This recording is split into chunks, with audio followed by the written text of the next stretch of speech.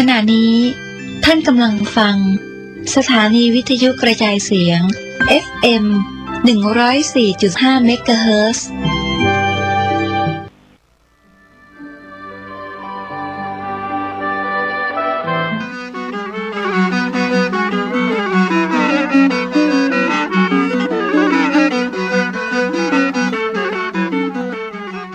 ข่าวสารเพื่อการประชาสัมพันธ์กำหนดการประเพณีส่งน้ำเจดีย์อธิธาตุครูบาหลวงโสภา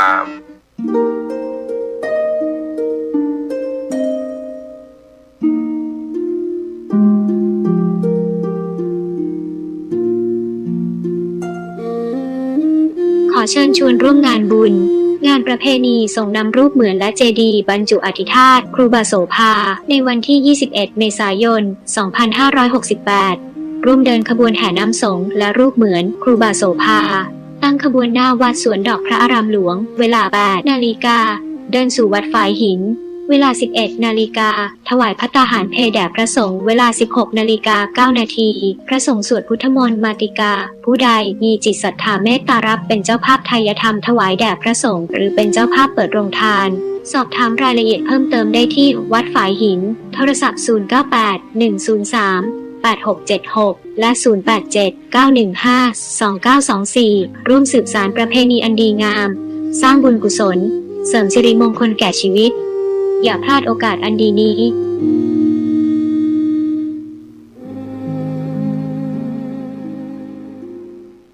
นะละ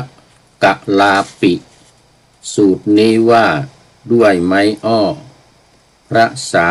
รีบุตรก็ตอบคำถามตามเหตุการณ์พระมหาโกตะทิตะภักณสถานมิคะทายวันอิสิปะตนะคามกรุงพาราณสีพระสารีบุตรแล้วถามด้วยความสงสัยตามเรื่องความแก่และความตายว่าเป็นสิ่งที่ตนทำหรือคนอื่นทำให้ทำเองก็มิใช่ประดุจดังไม้นลาท่านโก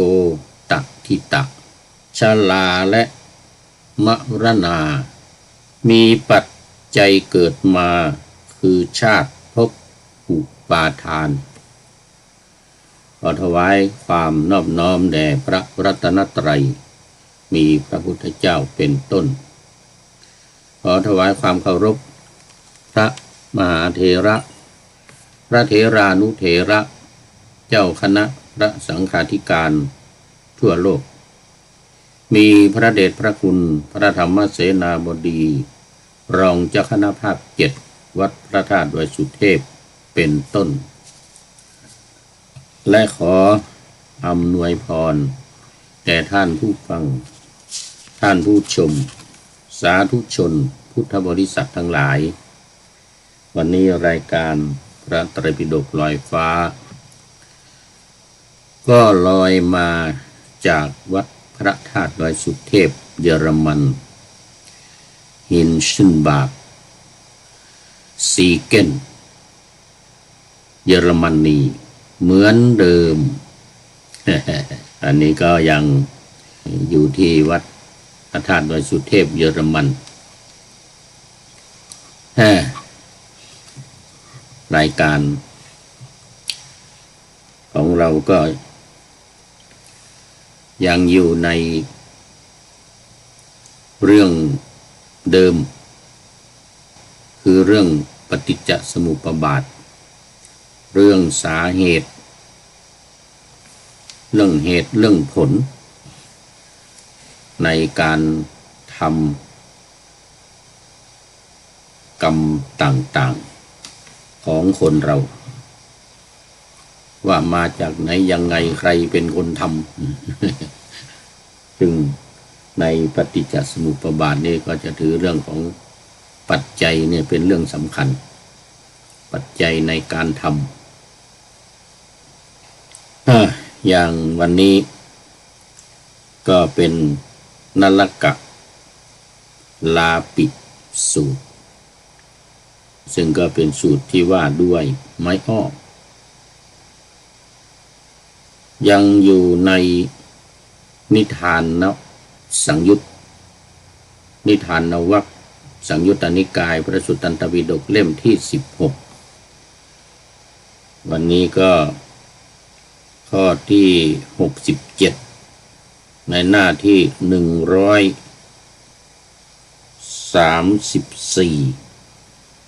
134 4หรือ5ถูกต้องหน้าที่134นะ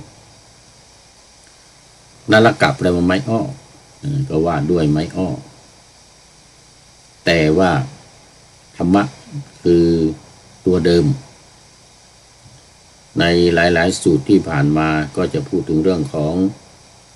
กระบวนการเกิดดับตามหลักปฏิจจสมุปบาทคือสิ่งที่เกิดขึ้นอาศัยกันไม่ใช่เกิดโดยบังเอิญไม่ใช่โดยโชคลาภหรือลาภลอยแต่ต้องมีเหตุมีปัจจัยมีสิ่งนี้มีสิ่งนี้จึงมีถ้าไม่สิ่งนี้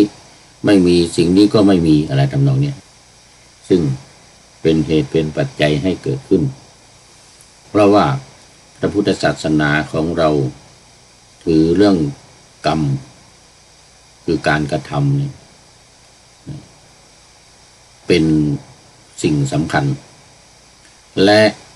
ออกมาจากใจเป็นผู้สั่งเป็นผู้คิดให้ทำเพราะฉะนั้นมันจึงเป็นเรื่องของเหตุเป็นเรื่องของปัจจัยหนุนนำทำให้เกิดทำให้มีเป็นเรื่องสำคัญซึ่งในทางธรรมะพระพุทธองค์ตรัสว่าเจตนาเจตนาหังภิกขเวกัมมังวัฏามินี่พระพุทธเจ้าตรัสไว้เรากล่าวเจตนาว่าเป็นตัวกรรมก็คือเป็นเหตุให้ทำเป็นเหตุให้พูดการทำหรือการพูดมันมาจากใจเป็นผู้สั่งดังพุทธภาษิตที่ว่าใจเป็นหัวหน้าใจเป็นใหญ่ทุกอย่างสำเร็จด้วยใจอันนี้ยืนยันชัดเจนที่พระพุทธองค์ตรัสไว้ในพระไตรปิฎกว่ามโนปุพังขมาธัมมามโนเศรษฐามโนมยามโนเศรษฐามโนมยามโนปุพังขมาธัมมาก็หมายถึงว่าใจเป็นหัวหน้าใจเป็นหัวหน้ามโนเศรษฐาใจเป็นใหญ่มโนมยาสำเร็จด้วยใจคือทุกสิ่งทุกอย่างเนี่ยสำเร็จด้วยใจทั้งนั้นถ้าใจไม่สั่งกายนี้ก็ไม่ทำอะไรปากนี่ก็ไม่พูดอะไรไม่พูดอะไรถ้าหากว่าใจไม่คิดไม่สั่งไม่บงการขึ้นมาอาจจะมีบ้างบางคนปากไวกว่าความคิดแต่มีนิดมีน้อยพลุ่งพล่างไปไม่ค่อยคิดทำอะไรพูดอะไรไม่คิดให้ดีคือเอะอะปุ๊บปั๊บมันเป็นไปเลยอย่างนี้มันก็ไปเลยจะเตะก็เตะไปเลยอย่างเงี้ย ใจไม่ได้สั่งให้เตะ แต่ดูแล้วมันจะเป็นไปไม่ค่อยได้นะ มันเป็นไปไม่ค่อยได้ เพราะฉะนั้นมันจึง เรื่องเหตุเรื่องปัจจัยมันจึงเป็นเรื่องที่สำคัญในทางพระพุทธศาสนาของเราอย่างในเรื่องนี้สมัยหนึ่งท่านพระสารีบุตรและท่านพระมหาโกตทิตะเนี่ยพากันพักอยู่ที่ป่าอิสิปตนมฤคทายวันเมืองพาราณสีที่เรามักพูดกันบ่อยๆหรือถ้าเราไปดูลิเกก็จะมีเมืองพาราณสีเนี่ยนะ ลิเก แต่อันนี้เป็นสถานที่อยู่ของหมู่ฤาษีทั้งหลายและเป็นสถานที่ที่พระเจ้าแผ่นดินมอบให้ว่าเป็นที่สงวนรักษาให้อภัยแก่เนื้อทั้งหลายสิงสาราสัตว์ทั้งหลายเนี่ยเก้งกวางเป็นต้นเนี่ยเนื้อทรายจะไม่ถูกฆ่าไม่ถูกทำลายออกเป็นกฎหมายไว้เลยเป็นคำสั่งของเจ้าเมือง เป็นกฎหมายเพราะฉะนั้นก็จะมีมากเนื้อทั้งหลายเนี่ยก็จะอยู่กันไปรวมกันที่นั่นไม่มีใครที่จะไปยิงไปฆ่าไปอะไรได้เนี่ยมันจึงเหมาะสำหรับหมู่ฤาษีชีไพรทั้งหลายเนี่ยพอบวชแล้วก็พากันไปอยู่ที่นั่นหมู่ฤาษีที่อยู่กับพระพุทธเจ้ามา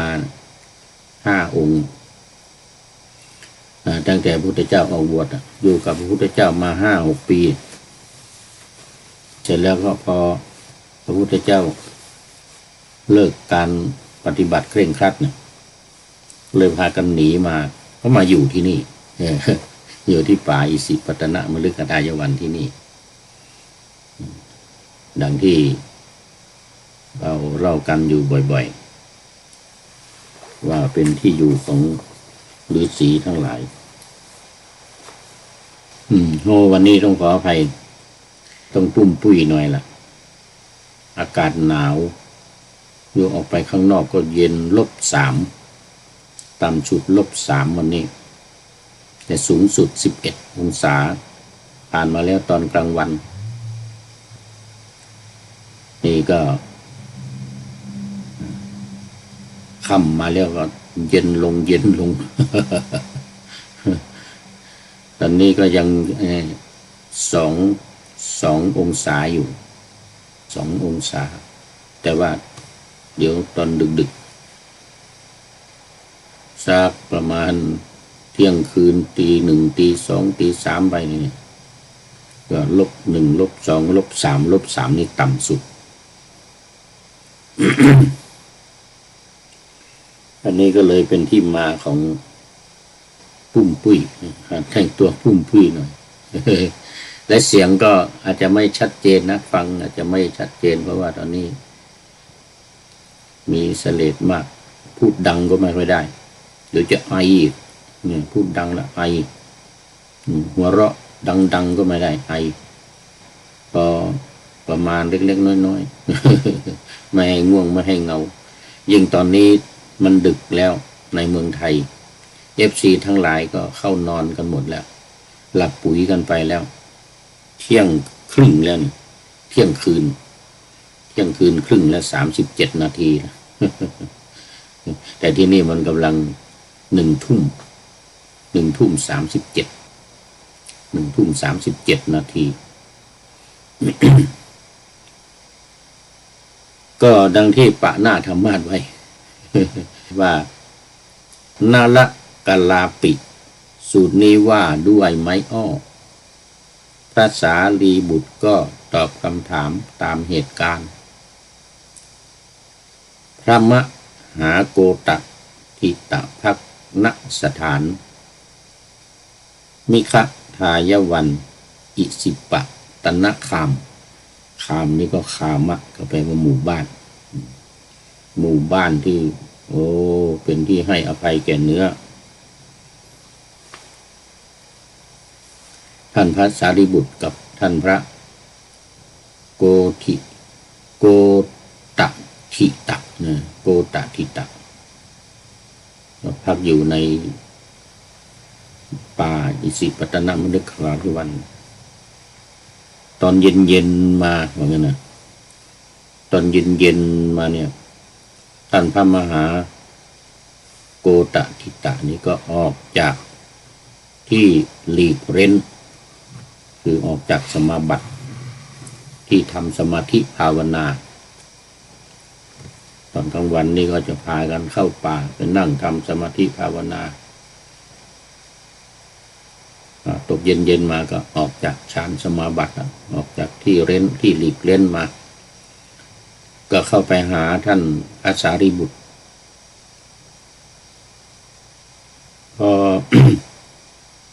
สนทนาปราศัยพอบันเทิงใจพอเป็นที่ระลึกถึงกันกับท่านพระสารีบุตรแล้วนี่ก็นั่งที่สมควรท่านพระโกฏฐิตะได้ถามท่านพระสารีบุตรท่านสารีบุตรชราและมรณะเป็นสิ่งที่คนกระทำเองเป็นสิ่งที่คนอื่นกระทำให้ เป็นสิ่งที่ตนกระทำเองด้วยและเป็นสิ่งที่คนอื่นทำให้ด้วยหรือว่าชราและมรณะเกิดขึ้นเพราะอาศัย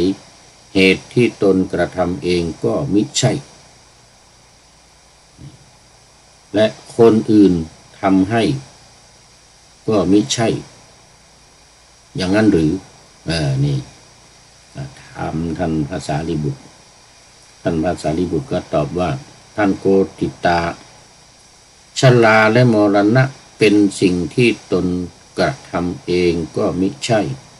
เป็นสิ่งที่คนอื่นทำก็มิใช่ทั้งชราและมรณะเกิดขึ้นเพราะอาศัยเหตุที่ตนกระทำเองก็มิใช่อีกและคนอื่นกระทำให้ก็มิใช่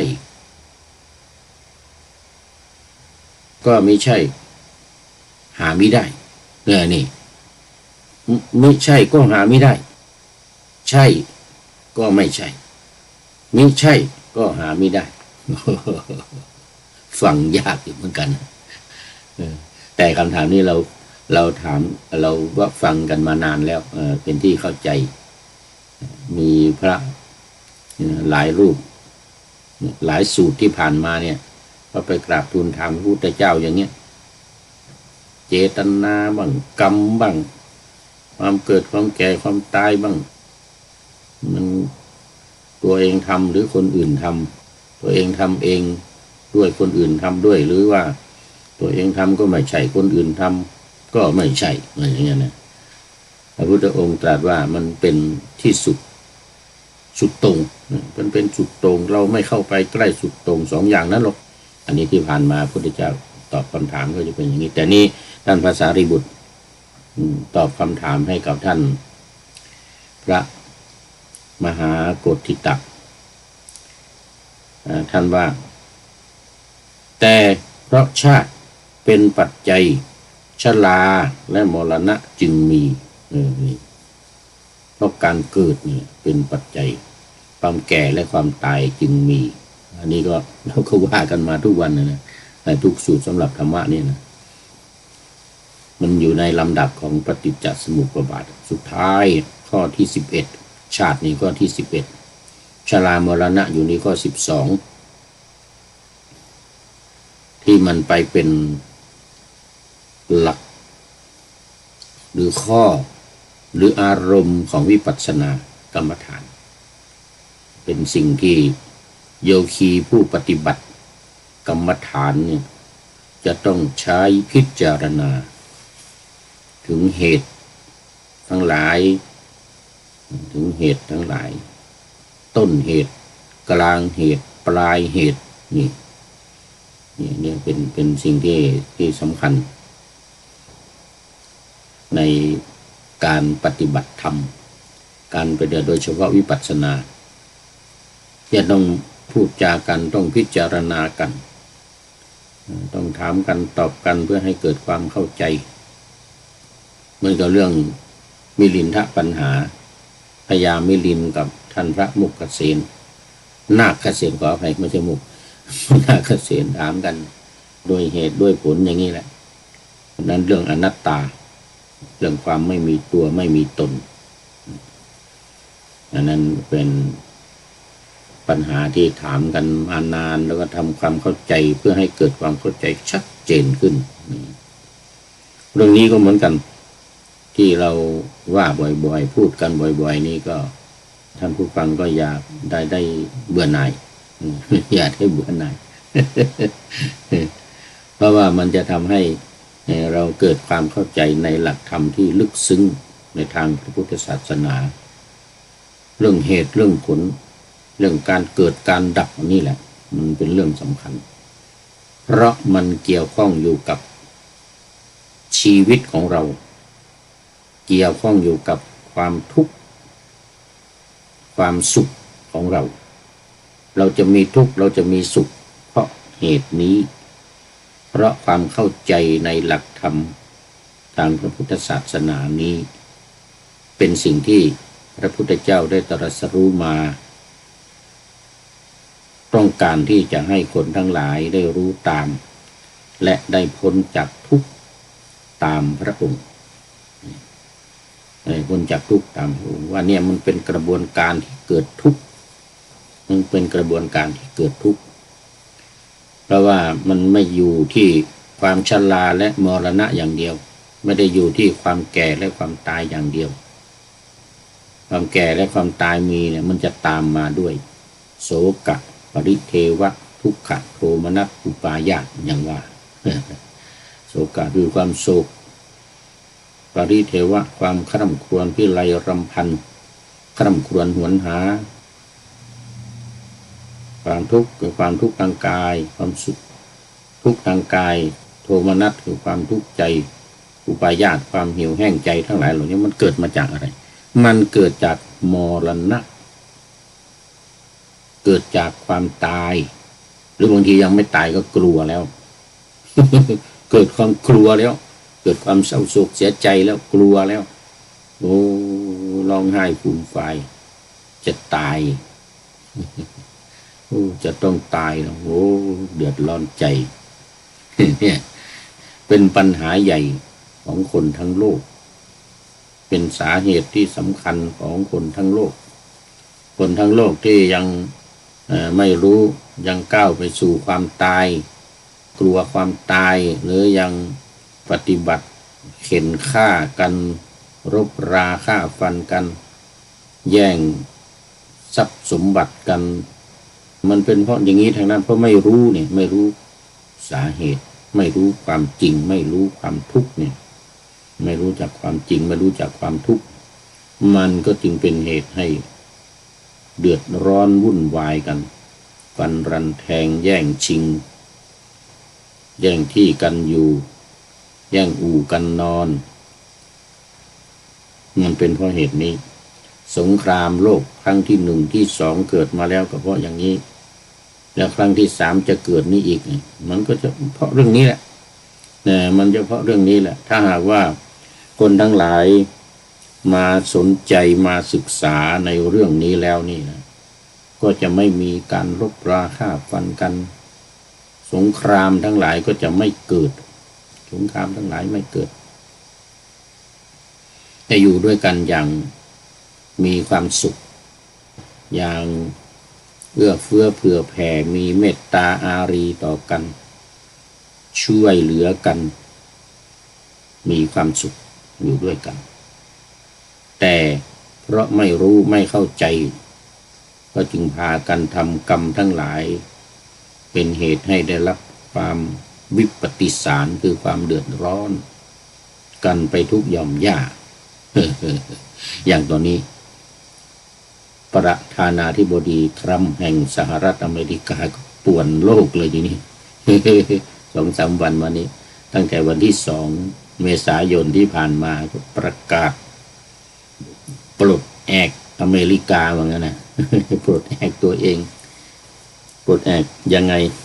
ก็เพราะว่าตัวเองเนี่ยเสียเปรียบทางการค้าขาดดุลการค้ากับทางประเทศ ก็เลยประกาศขึ้นภาษีทั่วโลกทุกประเทศแม้แต่ประเทศที่ไม่มีคนก็โดนขึ้นภาษี มีเกาะหนึ่งมีแต่นกเพนกวินเหมือนกันนะ เกาะนี้มีแต่นกเพนกวินไม่มีคนอยู่สักคนมีแต่นกเพนกวินพวกก็แซวกันไปทั่วโลกเลยนี่โอ้เกาะนกเพนกวินก็ถูกขึ้นภาษี เกาะนกเพนกวินถูกขึ้นภาษี 10% เหมือนกันทั่วโลกทุกประเทศ นักข่าวก็ไปถาม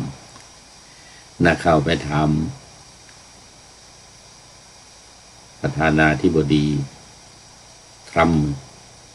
เดี๋ยวรัฐมนตรีต่างประเทศ พิทแฮกเซ็ตด้วยนะพิทแฮกเซ็ตเขาก็บอกว่ามันไอ้ที่เขาไปขึ้นภาษี 10% นะเกาะนกเพนกวินนี่นะไม่มีคนสักคนเนี่ยนะเขากลัวว่าคนจะไปแอบอ้างเหมือนกันไปแอบอ้างไปจดทะเบียนสินค้าจากเกาะเพนกวินแล้วเอามาขายในอเมริกา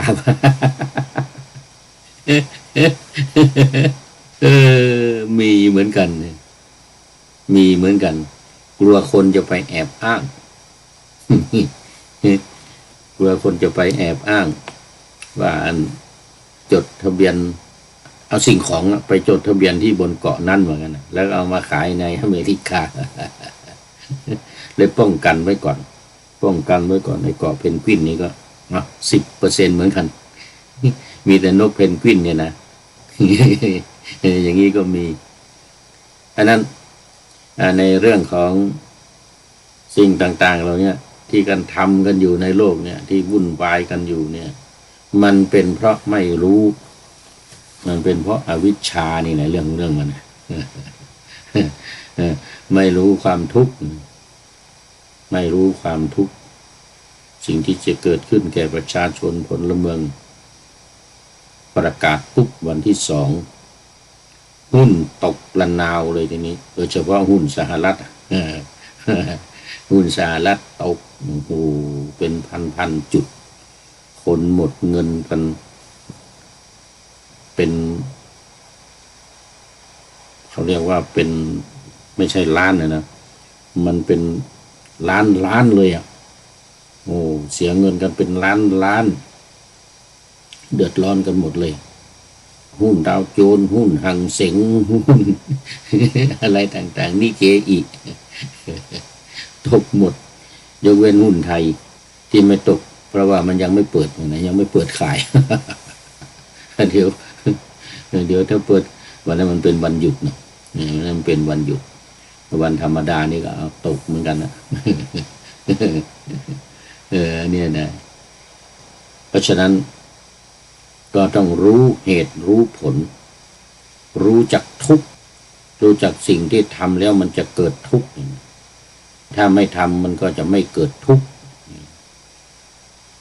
นี่เป็นสิ่งที่สำคัญที่ยังทำกันอยู่ทั่วโลกนี่นะทำกันอยู่ทุกประเทศนี่นะมันเป็นเพราะเหตุนี้นี่สาเหตุมัน เป็นเพราะเหตุนี้ดังนั้นก็ทำยังไงอ่ะมันก็ต้องให้คนทั้งหลายในโลกเนี่ยมาศึกษาธรรมะแล้วมาปฏิบัติธรรมศึกษาธรรมะของพระพุทธศาสนานี่ทุกแง่ทุกมุมทั้งหยาบทั้งละเอียดทั้งง่ายทั้งยากนี่นะโดยเฉพาะเรื่องของปฏิจจสมุปบาทเนี่ยที่เรากำลังพูดกันอยู่เนี่ย ต้นเหตุมันจะต้องรู้ว่าอเมริกาก็ต้องรู้ใช่ว่าไอ้ที่ตัวเองขาดทุนดุลการค้าเนี่ยมันเพราะอะไรกับต่างประเทศนั่นมันเป็นเพราะอะไรมันเป็นเพราะตัวเองหรือเป็นเพราะคนอื่นเอาเปรียบ นี่บางนักวิเคราะห์บางคนก็บอกว่าโอ้มันเป็นเพราะอเมริกาเองกินใช้ เกินตัวเหมือนกันนะแล้วก็กู้หนี้กู้เงินมาใช้จ่ายโอ้เกินจนดอกเบี้ยมากกว่างบประมาณของทหาร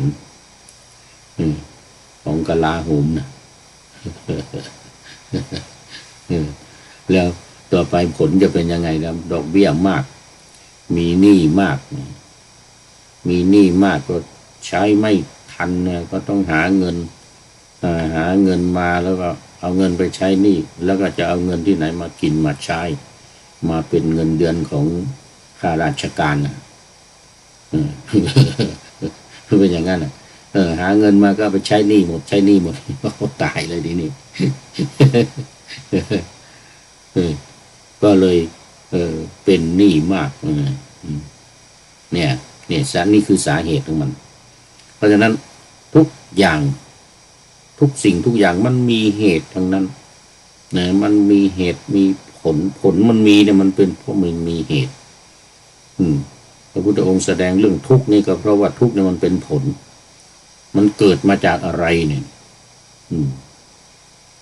ดังที่เราทราบกันว่ามันก็เกิดมาจากตัณหาคือคว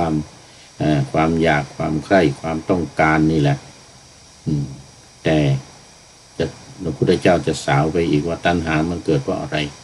มันเกิดเพราะเวทนาคือการเสวยความสุขความทุกข์ที่เกิดขึ้นความทุกข์ความสุขที่เกิดขึ้นความทุกข์ที่เกิดขึ้นสิ่งที่มันเป็นสุขก็อยากจะทำอยากจะได้นี่เป็นตัวตัณหาไม่รู้ว่าอย่างการเรื่องแย่งที่ดินกันเนี่ยในตะวันออกกลางระหว่างอิสราเอลกับคนในท้องถิ่นชาวปาเลสไตน์เลบานอนอียิปต์จอร์แดนซีเรียอิรักอิหร่านอะไรต่างๆนี่ที่ครอบครองอยู่ก็มาเข้ามาก็มาเรื่องที่ดินนี่แหละมาแย่งที่ดินกันเลยแย่งที่กันอยู่แย่งอู่กันนอนนี่แหละนี่เรื่องนี้แหละและลบราค่าฟันกันจะไล่คนนั้นคนนี้ออกตัวเองจะอยู่คนอื่นไม่ให้อยู่ มีปัญหาวุ่นวายกันไปหมดนี่อันนี้ก็หลายอย่างหลายแง่หลายมุมมันเป็นเพราะเหตุนี้เองมันเป็นเพราะตัณหานี่เองเรื่องมันอันนั้นก็ต้องมาศึกษาในเรื่องของธรรมะรายการพระไตรปิฎกลอยฟ้าของเรานี่ก็พยายามในการที่จะอธิบายให้คนทั้งหลายเข้าใจโดยจะได้ไม่มาฆ่ากันแย่งชิงที่ดินแย่งคู่กันนอนแย่งคู่กันนอนให้เป็นไปตามธรรมเป็นไปตามเหตุตามปัจจัยนะท่านพระสารีบุตรเดี๋ยวมันดูตอบปัญหากันเดี๋ยวพูดมากกว่านี้ท่านสารีบุตรก็กล่าวว่าท่านโกฏิตาชาติเป็นสิ่งที่ตนกระทำเองก็มิใช่เป็นสิ่งที่คนอื่นกระทำให้ก็มิใช่เป็นสิ่งที่ตนกระทำเองด้วยและชรามรณะเป็นสิ่งที่คนอื่นทำให้ก็ไม่ใช่ให้ตนเองทำไม่ใช่ตนเองทำก็ไม่ใช่ทั้งชาติชรามรณะเกิดขึ้นเพราะอาศัยเหตุ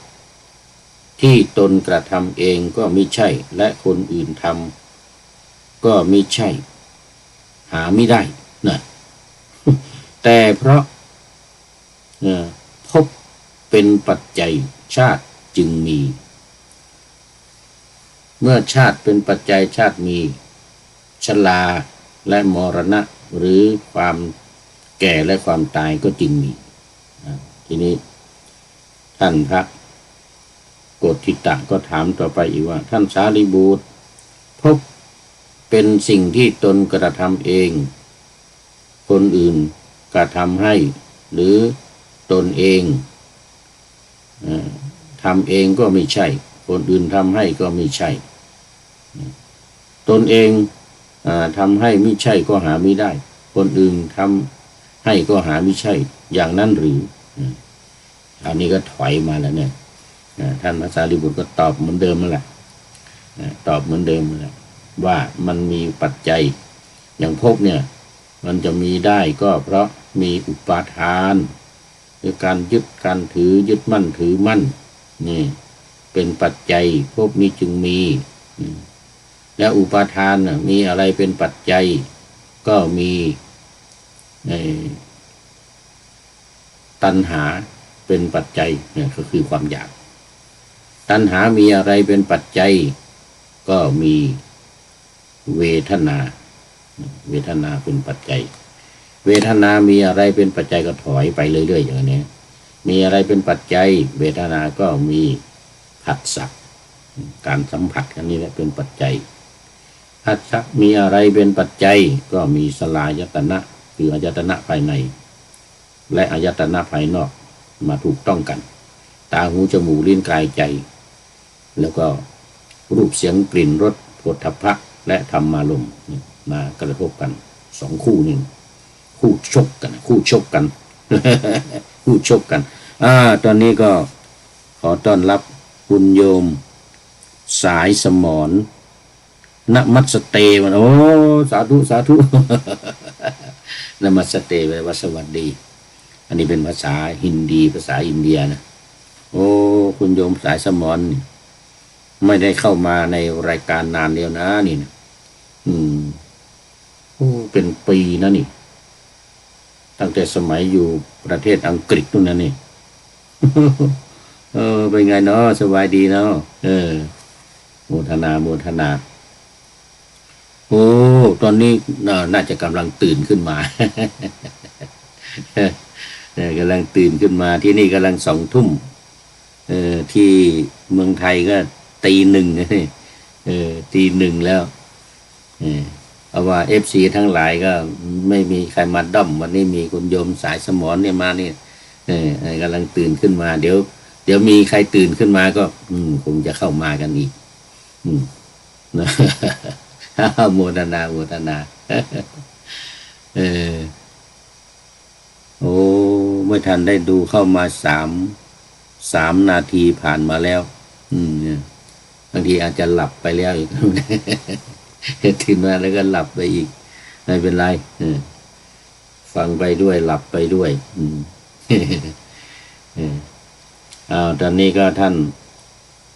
พระสารีบุตรครับตอบปัญหาให้ท่านพระโกฏฐิตะท่านพระโกฏฐิตะก็มาถึงถอยมาถึงว่าสลายตนะเนี่ยมีอะไรเป็นปัจจัยมันมีอะไรเป็นปัจจัยเกิดเองหรือว่าใครคนอื่นทำให้ยังไงหรือเปล่าเนี่ยบอกเปล่าไม่มีใครทำให้หรอกปัจจัยมันมีคืออะไรนามรูปนามรูปก็คือเนี่ยตัวเราเนี่ยรูปคือร่างกายนี้นามก็คือเวทนาสัญญาสังขารวิญญาณนี่อันนี้คือนามรูปนามกับรูปในตัวของเรานี่คือขันธ์ 5นี่เองแสดงว่าขันธ์ 5นี้มันเป็นปัจจัยให้เกิดตาหูจมูกลิ้นกายใจเนี่ยมันเกิดมาจากเพราะมันมีขันธ์ 5นี่ไงมีตัวมีตนนี่ไงมีรูปมีนามนี่แล้วรูปนามเนี่ยมีอะไรเป็นปัจจัยอีกก็นับถอยไปนี่รูปนามนี่ก็คือมีวิญญาณมีวิญญาณเป็นปัจจัยเพราะอะไรเพราะว่าวิญญาณมีเข้ามาปฏิสนธิวิญญาณเข้ามาปฏิสนธิในสังขารคือสังขารคือที่ปรุงตัวของเรานี่แล้วเนี่ยอย่างที่ได้กล่าวนะ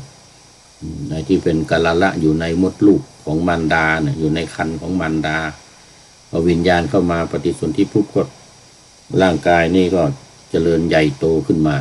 ถ้าไม่มีวิญญาณเข้าไปปฏิสนธิเนี่ยก็จะไม่ใหญ่โตจะแท้งออกมาเป็นลูกเขาเรียกว่าเป็นลูกอะไรที่แท้งออกมานะลูกกอกเป็นลูกกอกตายออกมาเลยเพราะไม่มีวิญญาณเข้าไปปฏิสนธิอันนั้นไอตัววิญญาณเนี่ยนะเข้าไปปฏิสนธิตัววิญญาณนี่จะมีได้เพราะอะไรเพราะว่าต้องมีสังขารเนี่ยถอยไปอีกแล้วมีสังขารนี่ก็คือการปรุงตัวของเราเนี่ยสังขารของเราเนี่ยการตัวของเรานี่แหละคือร่างกายเนี่ยเป็นก้อนกาละที่วิญญาณจะเข้ามาอยู่ได้เนี่ยเข้ามาปฏิสนธิในท้องของมารดาคราวนี้ไอ้สังขารนี่มาได้ยังไงมีอะไรเป็นปัจจัยตอบว่ามีอวิชชาคือความไม่รู้ของใครความไม่รู้ของคนทั้งหลายนี่แหละคนทั้งหลายคนทั้งหลายเนี่ยมีการสมสู่อยู่ด้วยกันแต่งงานกันก็ทำให้เกิดก้อนกาละขึ้นมาในท้องก็มีวิญญาณเข้ามาปฏิสนธิมีการสุทธิพอเป็นตัวเป็นตนอยู่ในท้องแล้วนี่ก็แตกปุ่มอย่างว่านะ5 ปุ่มเป็นหัวปุ่มเป็นแขน2 ข้างปุ่มหนึ่งก็เป็นขา2 ข้างแข่งลงไปเนี่ยนะเป็นปุ่มเป็นปั่มขึ้นมาแล้วได้เมื่อได้ถึง6 เดือนนี่นะ5 เดือน6 เดือนวันนี้ก็โตขึ้นอยู่ในท้อง9 เดือน10 เดือนก็คลอดออกมา คลอดออกมาแล้วก็แก่แล้วก็ตายมันเป็นอย่างนี้ชรากับมรณะเนี่ยความแก่ความตายเนี่ยมันเกิดมาเพราะอย่างนี้นี่ท่านพระสารีบุตรอธิบายให้กับท่านโกฏฐิตะฟังอธิบายให้ท่านโกฏฐิตะฟัง ทีนี้ท่านโกฏฐิตะนามรูปเป็นสิ่งที่ตนกระทำเองก็ไม่ใช่เป็นสิ่งที่คนอื่นกระทำให้ก็ไม่ใช่คือทั้งหมดนั่นแหละทั้งภพชาติก่อนชาติถอยมาภพอุปาทานตัณหาเวทนาปัสสะสลายตนะนามรูปวิญญาณสังขารอวิชชานี่นะมีสังขารอวิชชาทั้งหมด11 อย่างเนี่ยมันมีต่อเนื่องกันไปจนถึงสุดท้ายเป็นชาติเกิดชาติก็คือการเกิดมาแล้วคลอดออกมาเกิดออกมาก็จึงมีข้อที่12ปฏิจจสมุปบาทเนี่ยชราและมรณะชราและมรณะคุณโยมสายสมรก็คงทราบดี ชราและมรณะนี่ท่านพระมหาโกฏฐิตะถามท่านพระสารีบุตรเรื่องว่าชราและมรณะความเกิดเนี่ยมันเราทำเองหรือว่าคนอื่นทำให้นะ ท่านพระสารีบุตรก็ตอบตามที่พระพุทธเจ้าตอบมาแหละว่ามันมีปัจจัยมันจะเกิดขึ้นเองไม่ได้เราทำเองก็ไม่ได้คนอื่นก็ทำให้ก็ไม่ได้นะก็จบนาลกาลาทิปปินาลกาลาปิกาลาปะนี่แปลว่าฟ่อนหรือว่าแปลว่ามัดนะนี่มัดของไม้อ้อแปลว่ามัดของไม้อ้อเห็นว่าท่านพระโกฏฐิตะก็ถามท่านพระสารีบุตรอีกว่าท่านสารีบุตรสุภาษิตตามที่ท่านกล่าวมานี้เป็นสิ่งที่น่าอัศจรรย์สิ่งที่ไม่เคยปรากฏผมชื่นชมคำสุภาษิตของท่านสารีบุตรจำนวน36นี้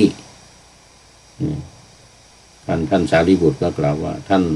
ผู้มีอายุโกฏฐิตะ ถ้าภิกษุแสดงธรรมเพื่อความเบื่อหน่าย เพื่อความคลายกำหนัด เพื่อดับชราและมรณะ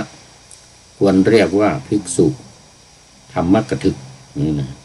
ถ้าภิกษุเป็นผู้ปฏิบัติเพื่อเบื่อหน่าย เพื่อคลายกำหนัด เพื่อดับชราและมรณะควรเรียกว่าภิกษุผู้ปฏิบัติธรรมสมควรแก่ธรรมถ้าภิกษุเป็นผู้ที่หลุดพ้นเพราะความเป็นผู้เบื่อหน่ายคลายกำหนัดดับเพราะไม่ถือมั่นชราและมรณะควรเรียกว่าภิกษุผู้บรรลุนิพพานในปัจจุบันถ้าภิกษุแสดงธรรมเพื่อความเบื่อหน่ายเพื่อคลายกำหนัดเพื่อดับชาติดับภพดับอุปาทานตัณหาเวทนาผัสสะสลายตนะนามรูปวิญญาณสังขารและอวิชชาและดับอวิชชาควรเรียกว่าภิกษุธรรมกถึกถ้าภิกษุเป็นผู้ปฏิบัติเพื่อความเป็นเบื่อหน่ายเป็นผู้เบื่อหน่ายเพื่อคลายกำหนัดเพื่อดับอวิชชาควรเรียกว่าภิกษุผู้ปฏิบัติธรรมสมควรแก่ธรรมปฏิบัติธรรมสมควรแก่ธรรมเพราะถ้าภิกษุผู้หลุดพ้นเพราะความเบื่อหน่ายคลายกำหนัดไม่ยึดมั่นถือมั่นในอวิชชาควรเรียกว่าภิกษุผู้บรรลุนิพพานในปัจจุบันนี่นาลากะลาปิสูตรก็จบนาลากะลาปิสูตรนี่จบพอดีเลยโอ้เวลายังพอมีเหลืออยู่อีกปกตินี่จะได้2 สูตร2 สูตรแต่สูตรนี้นี่เป็นการสนทนากันมันก็เลยยาวหน่อยถ้าถามตรงจากพระพุทธเจ้านี่ก็ตอบตรงปุ๊บปั๊บปุ๊บปั๊บก็จบก็ตกลงว่าวันนี้ท่านพระโกฏิตะมหาโกฏิตะถามท่านพระสารีบุตรว่าความแก่และความตายเนี่ยมันเกิดขึ้นเองขออภัยเราทำมันเองหรือว่าคนอื่นทำให้ท่านพระสารีบุตรก็ตอบเหมือนพระพุทธเจ้าตอบคือมันเกิดมาเพราะอวิชชาจะอยู่เหนือการทำของคนเราอีกเหนือการกระทำเหนือการพูดเหนือการคิดอวิชชาเนี่ยมันมีอวิชชาเป็นต้นเหตุเป็นทำให้คนทั้งหลายที่ไม่รู้เนี่ยก็ทำเหตุของมันเมื่อมีอวิชชาเนี่ยตามเหตุของมัน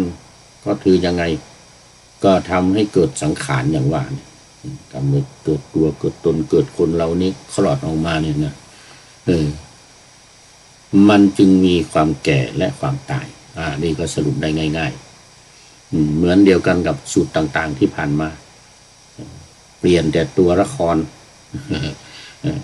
ตัวละครตัวนี้เป็นพระสารีบุตรกับท่านพระมหาโกฏิตะที่พักอยู่ในป่าอิสิปตนมฤคทายวันแขวงเมืองพาราณสีนู่นปัจจุบันนี้คือสารนาถตำบลสารนาถแขวงนี่เป็นกาสีนะแขวงนี่เท่ากับตำบลกาสีแล้วก็กรุงพาราณสีป่าอิสิปตนมฤคทายวันก็จบพอดีเลยเวลายังมีอยู่ตอนนี้ต้องดูอีกสูตรหนึ่งซึ่งมันจะเหมือนเดียวกันเนื้อหาธรรมะจะเหมือนเดียวกันจะต่างกันก็คือ ตัวละครว่าเป็นใครถามใครส่วนใหญ่จะเป็นภิกษุทั้งหลายถามพระพุทธเจ้าหรือพราหมณ์ถามพระพุทธเจ้าหรือปริพาชกนักบวชนอกศาสนาถามพระพุทธเจ้าเรามาดูว่าโกสัมภิสูตรสูตรที่ว่าด้วยการสนทนาธรรมณกรุงโกสัมพีอันนี้ก็จะต่างเมืองออกมาอันนนพาราณสีอันนี้โกสัมพีแต่ว่าเนื้อหาสาระของธรรมะนั้นจะเหมือนเดียวกันสมัยหนึ่งท่านพระมุสิละเนี่ยเห็นไหมอีกหนึ่งรูปละมุสิละท่านพระปวิทธะท่านพระนารทะและท่านพระอานนท์พักอยู่ณโคสิตารามเขตกรุงโกสัมพีโอ้นี่หลายรูปนี่หนึ่งมุสิละสองปวิทธะสามพระนารทะสี่พระอานนท์พระอานนท์นี่เรารู้จักดีเป็นพุทธอุปถากของพระพุทธเจ้าส่วนพระมุสิละเนี่ยปวิทธะกับนารทะนี่เป็นตัวละครใหม่ เป็นตัวละครใหม่นะอยู่ที่โคสิตารามกรุงโกสัมพีครั้งนั้นเนี่ยท่านพระปวิทธะได้ถามท่านพระมุสิละว่าท่านมุสิละเว้นจากความเชื่อเว้นจากความชอบใจเว้นจากการฟังตามกันมาเว้นจากการติดคิดตรองตามแนวเหตุผลเว้นจากการเข้าได้กับทฤษฎีที่พินิจไว้แล้วท่านมุสิละมีความรู้เฉพาะตนว่าเพราะชาติเป็นปัจจัยชราและมรณะจึงมีหรือมาละธรรมะก็คืออันเดียวกันชาติเป็นปัจจัยชรามรณะจึงมีหรือท่านพระมุสิละก็ได้ตอบว่าท่านปวิทธะเว้นจากความเชื่อเว้นจากความชอบใจเว้นจากการฟังตามกันมาเป็นต้นเป็นต้นนั้นเพราะภพเป็นปัจจัยชาติจึงมีแต่ทีนี้ท่านพระเขาก็ถอยมาอย่างว่าเมื่อกี้เนี่ยภพเป็นปัจจัยชาติก็จึงมีเดี๋ยวภพอีกภพเป็นปัจจัยเดี๋ยวภพมีอะไรเป็นปัจจัยอีกก็คือจะเป็นอุปาทานอีกจะเป็นอุปาทานอีกท่านพระนารทะเอาบ้างถามอันต่อถามมันถอยมาถามมันสลับกันเนี่ยสลับกันถอยมาแล้วก็พระอานนท์เอาอีกถามถอยมาก็ลำดับมาแล้วเมื่อกี้ถึงภพแล้วก็มาถึงอุปาทานจะมีอะไรท่านนารทะก็เป็นผู้ถามก็สลับกันตอบท่านพระอานนท์ก็ตอบว่าชราเดี๋ยวกันเนี่ยตัณหาเนี่ยมันก็มาจากเวทนามาจากเวทนาท่านมุสิละถามอีกว่าแล้วเวทนาเนี่ยมันมีอะไรเป็นปัจจัยมันจึงเกิดมาก็ท่านถอยไปแล้วไปหาท่านมุสิละอีกมุสิละก็ตอบว่าเวทนาเนี่ยมันก็มีผัสสะที่เป็นปัจจัยท่านปวิทธะถามอีกแล้วผัสสะมีอะไรเป็นปัจจัยผัสสะก็มีสลายตนะเป็นปัจจัยคืออายตนะภายในภายนอกตาหูจมูกลิ้นกายใจ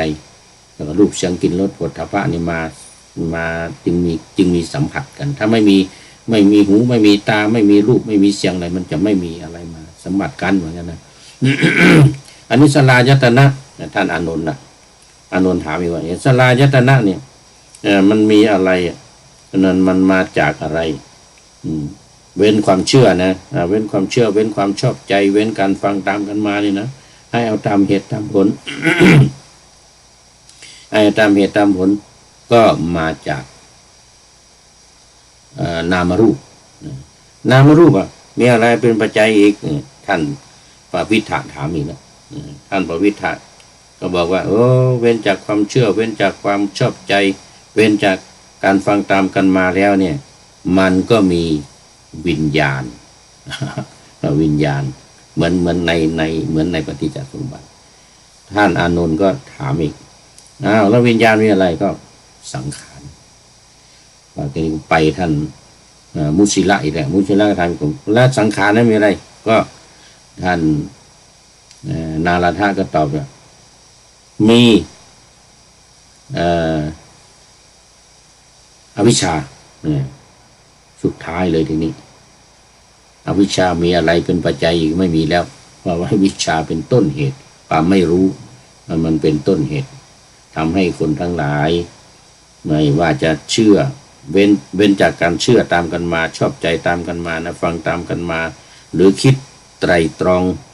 หรือมันเข้ากับทฤษฎีของตัวเองที่เคยได้ไตร่ตรองเอาไว้ได้ตรึกตรองเอาไว้นะเพราะฉะนั้นสิ่งทั้งหลายเหล่านี้มันก็เกิดเพราะปัจจัยเป็นเหตุทั้งสี่รูปที่ถามกันก็วนอยู่ในปัญหาวนอยู่ในปฏิจจสมุปบาทนี้จนถึงสุดท้ายอวิชชาเป็นปัจจัยแล้วก็ต่อไปจึงทำให้เกิดชราและมรณะและเมื่อเกิดชรามรณะก็เกิดความทุกข์ความโศกทุกข์กายทุกข์ใจความคร่ำครวญพิไรรำพันความเหี่ยวแห้งใจ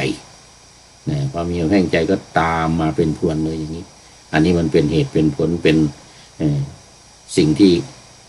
เป็นปัจจัยสืบเนื่องกันเป็นอย่างนี้สูตรโกสัมภิ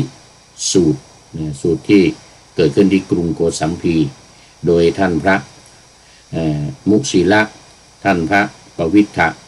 นาราธะและพระอานนท์สอบถามปัญหากันแล้วก็ตอบกันตามเหตุตามปัจจัยที่พระพุทธองค์ตรัสไว้ในปฏิจจสมุปบาทก็จบวันนี้ได้2 สูตร โกสัมภิสูตรหมดเวลาพอดี คุณโยมสายสมรก็เป็นท่านสุดท้ายเข้ามาในรายการเข้าสู่เส้นชัยของรายการโมทนาเป็นอย่างยิ่งขอนำพระไตรปิฎกลอยฟ้าไปจากผู้ฟังทั้งหลายในโลกล่าวันต่อไปจะได้จรย้อนกลับมาสู่สถานีใหม่ให้ท่านฟังอย่าลืมเปิดวิทยุหรือเครื่องรับโทรศัพท์โมบายคอมพิวเตอร์ผัง YouTube เฟซเพจไลน์ให้ดังๆเพื่อชมฟังรายการวันต่อไปขอทุกท่านมีความสุขทุกคืนวันนำธรรมะประกอบการงานทั้งหลายเช่นมีความขยันทางวาจากายใจขวนขวายกิจการงานนานาบำเพ็ญสาธารณประโยชน์เว้นสิ่งที่มีโทษโหดเยี่ยงสาประกอบแต่กรรมดีมีราคาแสวงหาเงินทองครองใจคนเสียสละพละทรัพย์นับมากน้อยไม่ให้ล้านก็ให้ร้อยไม่ด้อยผลเอื้อคนรวยช่วยคนยากฝากคนจนให้ทุกคนเท่ากันมาตรฐานเดียวขอเจริญพร